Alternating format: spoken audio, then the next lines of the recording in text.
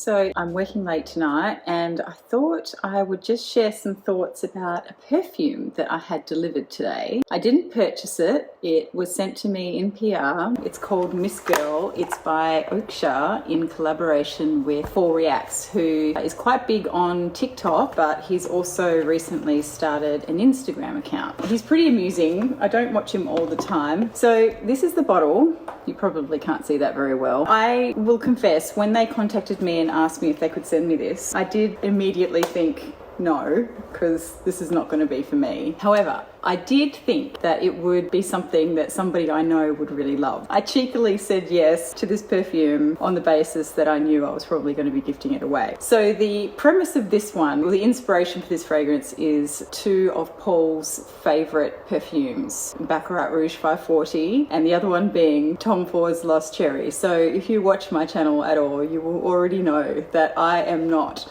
the demographic for this perfume because I don't particularly enjoy either of those fragrances. In the opening, you get a real blast of cherry, very sweet, sugary cherry that really reminds me of cherry cough syrup and cherry flavored soft drinks. I don't know if I can name one specifically, but it is reminding me of sort of sugary cherry flavored drinks from my childhood, and also the cherry flavored lip balms that you used to be able to get. I don't know if anyone remembers that. And lip glosses. There was a lip gloss that came in a rollerball back in the 80s, but I remember my sister and I used to always fight over the cherry one because we both liked the cherry one. You know, it was just such a waste of money because it didn't actually do anything. We put it on and then lick it straight off because that's what you do when you're a kid and you're given cherry flavored lip gloss. Anyway, that's what it smells like to me in the opening. Very sugary cherry. After a few moments, you get a little bit more of that saffron coming through and it starts to tone down that really sugary sweet cherry in the opening. I think you get a little bit of tobacco as well. Definitely get tonka bean. So the tonka bean for me comes in probably at around the 20-minute mark, and it really does soften the fragrance quite a bit. I wouldn't necessarily say that it's even a love for me even at that point, but I can definitely get on board with tonka. So the tonka does help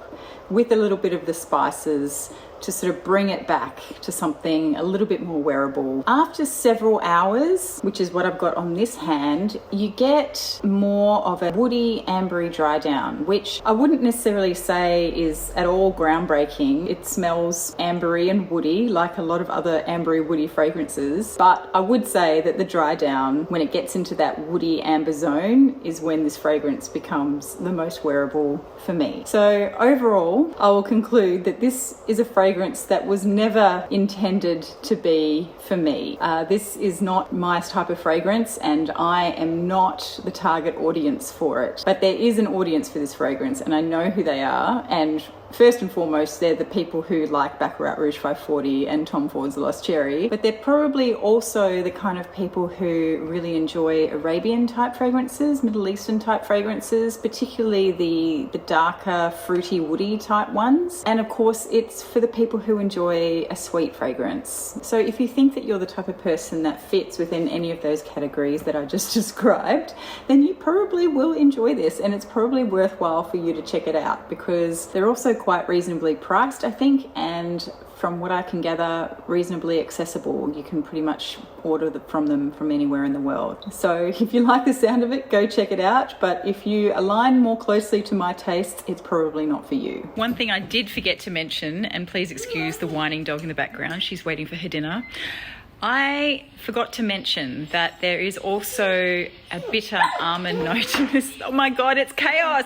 Okay, so now that the rice cooker and the dog have now stopped screaming at me, the one thing I did forget to mention is that this has a bitter almond note in it, and it feeds into that really sweet opening. So that sugary sweet cherry that I get in the opening is also coupled with a very marzipan-y bitter almond vibe as well. So again, not the type of thing that I love, but I know a lot of people really love a good bitter almond note in a fragrance. So are you done? So yeah, cherry marzipan. is what I get in the opening of this fragrance.